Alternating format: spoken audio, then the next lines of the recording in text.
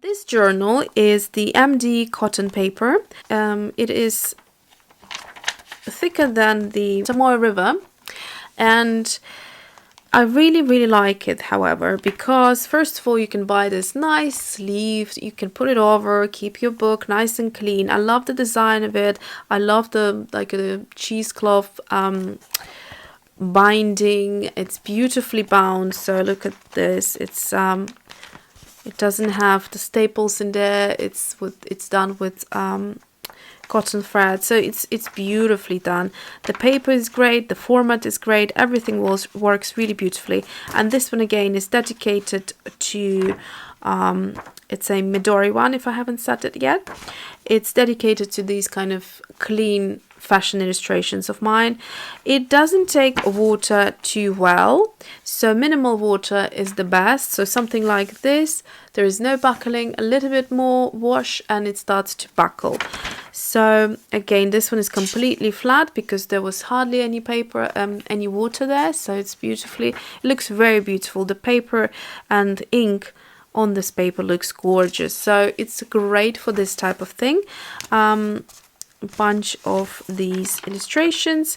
Now one thing I started to experiment on the back is different mediums, and I can tell you that it's not great for certain things at all.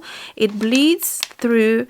So these are Vicky Boutin swatches I have done. First of all, looks quite messy on this paper, doesn't look great at all, and second of all, it bleeds through, whereas on Tamoy River it actually does not bleed through. So the other thing is the distress oxides. They look actually quite nice on this paper, but they do bleed through, and they bleed through quite so strong that they actually went through onto the other side. When you're using, so this are just watercolor swatches, they are absolutely fine. I just had a teeny little bit of a bleed through here, but the rest, and that you can see there wasn't like this big drop of water, so if you don't do that, then you will be fine. There's a bit of that crackling as well, sound if you like that. So watercolors look great on it, and as long as you don't go overboard, it's a great sketchbook to have. I really enjoyed it, and like I said, I really had some fun in here. This one is just a cheapy one. I picked it up for a few quid in Home Sense. The equivalent would be something like TK Maxx or TJ Maxx for those of you in America. So this one is my fashion. So it says Confessions of a Fashionable Mind. So here I just do purely sort of sticking collages down and doing predominantly that, a little bit of illustrating, but using very little water, which is fine. This way this paper takes it quite well, but certain mediums it does bleed through, like here something, I don't remember what it was. Oh, it was the Heidi Swapp Color Shine, I think, and they did bleed through, so I had to do some doodling on the other side.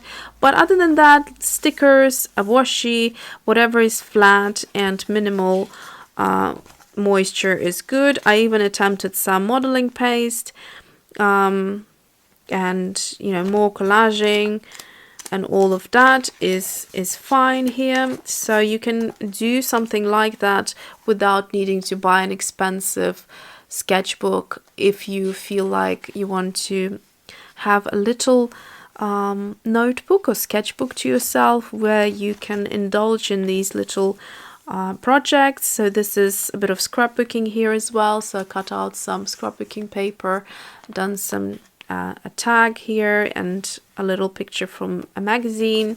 So it's just really good paper, cheap and cheerful, but serves the purpose.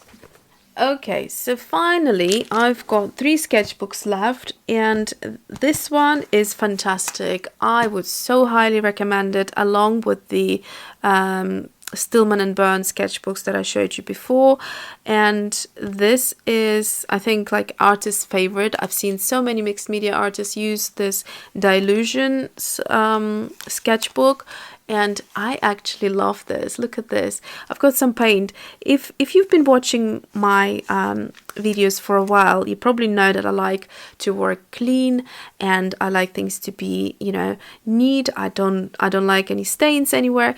But lately I have been really working with a lot of mixed media, a lot of acrylics, and I actually get my hands dirty, and when I drop off my son at the nursery and go to pick him up, my hands are covered in paint and glue and all sorts of things, and I really enjoy it. When I was editing the video, I realized that the footage of me filming the flip through for these 3 remaining sketchbooks was lost, so I decided to film it again so that you have a good idea of these sketchbooks. So again, this is the Delusions journal. It's called the Creative Journal. It comes in different sizes, and again, mine is in the small size. I will leave all the links below as always. And so it's got a craft, really sturdy, kind of thick cardboard cover, and I really like it. It's at first I wasn't sure because I don't like craft in general, but actually once it starts to get character and paint all over it, it does look really delicious. So inside that there is a pocket here which you can use to keep your stickers, embellishments or cutouts or anything you're working on. So I just also keep some here, things that I want to create layouts with. The actual sketchbook is beautifully bound. So this book is great for mixed media. It's the best journal I can think of, and I really enjoy it. I wouldn't recommend it for watercolors simply because the paper is very kind of silky smooth. It doesn't have any tooth to it. I generally like to have watercolor paper with tooth, so with some texture, which is cold press rather than the hot press. And also the watercolor doesn't behave very nice on this paper on its own, but on gesso, on with different texture pastes and inks and all of that, that just works really beautifully. So I work here on collages and different mediums and all sorts of die cuts, as well as stickers, just washi, all sorts of things. So here I use some of the Vicky Boutin crayons and some gesso paste, I believe, and some acrylics. So there's loads of that going on. Here is a nice just a collage page with some acrylics underneath and loads of matte medium, which is a type of a glue that dries matte, and you can use it for collages, so it looks really beautiful. Doesn't look like you stuck it with glue, so it doesn't have that kind of glossy look, as you can see, nice and matte. So I love that. It's a great sketchbook that I would highly advise for mixed media if you are into that sort of work. The final 2 I have are by Cuddy Papers, and I have actually a lot more of the Cuddy Paper sketchbooks in different formats and different sizes, different covers. Some of them are hardcover like this one, some of them are soft cover, but I decided to pull out the 2 of my favorite ones. So this is a tiny little one, and I believe it's the 210 GSM, but again, all the info will be down below. And so it doesn't say it on the little one, it says the paper weight on the bigger one, so I'll show you in a bit.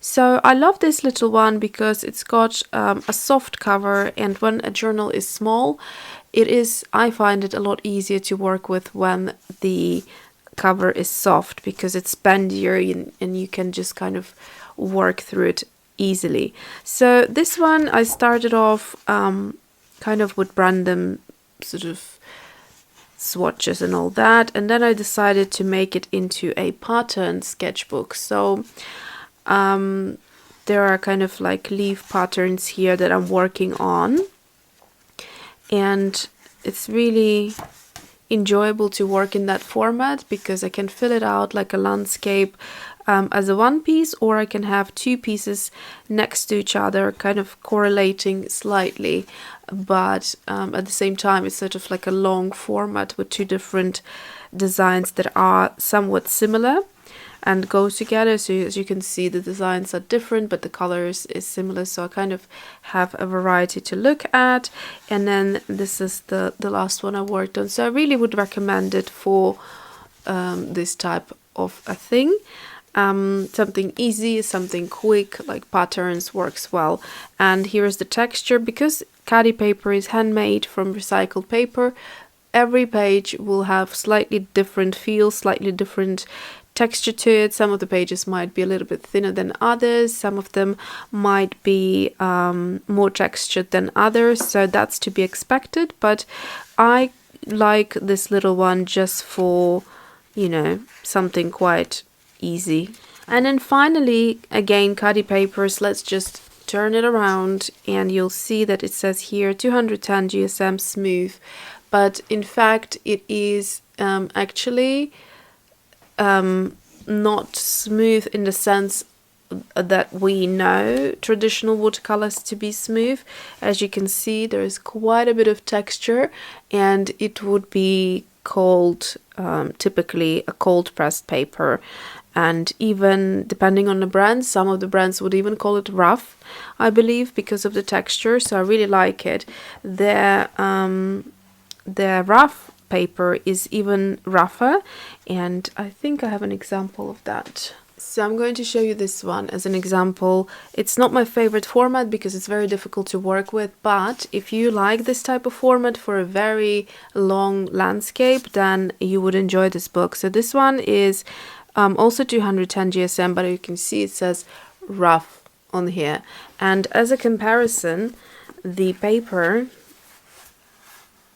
let me just pull out. So again, you might not see the difference much.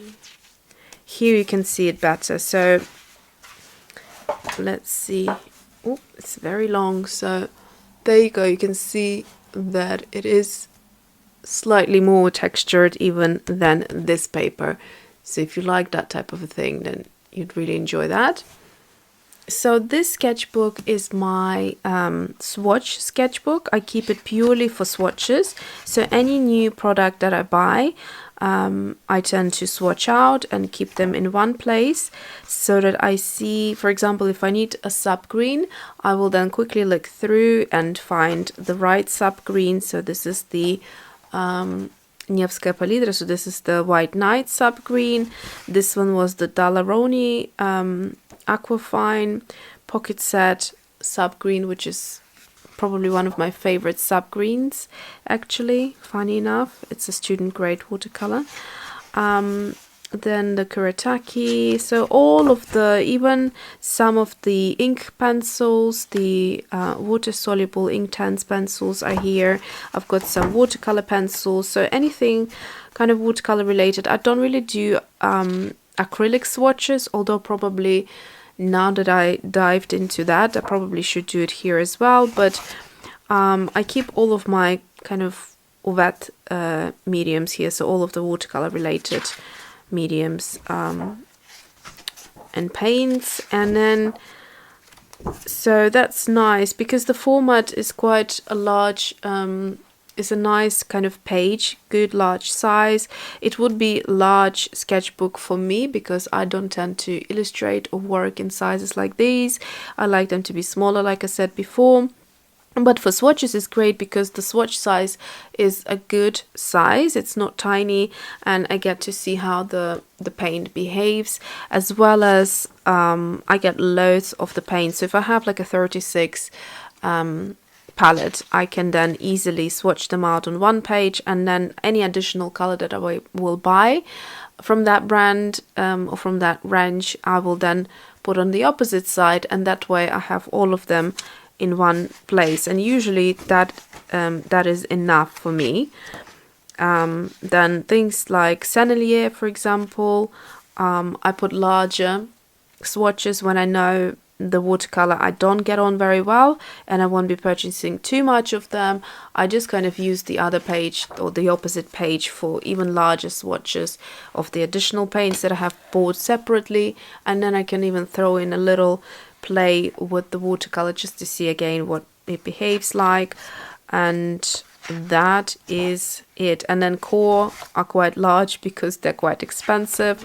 So yes, the latest ones that I have swatched are the Ultinew watercolors, and then I have still quite a few pages left, and it feels good to have one sketchbook dedicated to all the swatches, and I recommend to do that. And even if you go for a smaller size, if you don't have that many watercolors to swatch out, it will make the watercoloring process a lot easier for you, because if you have, I don't know, quinacridone pink in 5 different brands, you want to see exactly which one you want to pick, and that would make it easy for you.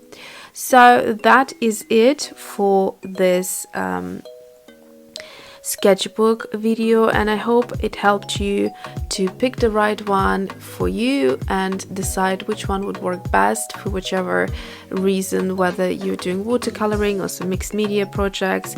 And also the papers, the covers, and all of that is something that you need to consider when getting a sketchbook. So thanks for watching, and see you soon.